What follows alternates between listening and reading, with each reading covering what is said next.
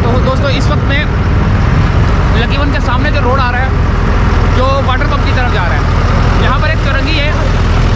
तो यहाँ तक जो है ना नाला बना था और नाले का काम भी ख़त्म हो चुका है और रोड का काम एक तरफ का बन चुका था, दूसरी तरफ का बन रहा है।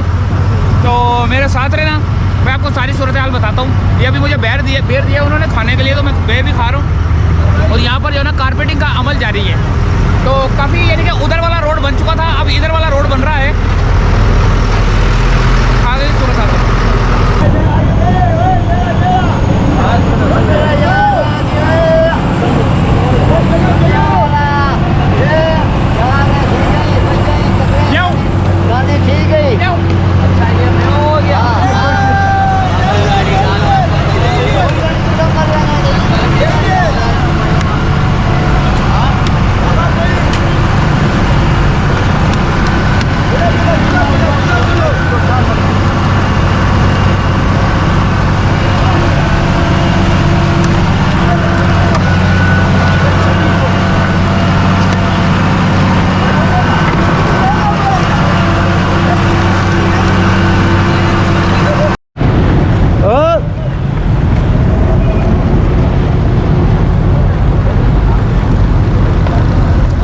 वीडियो बनाओ।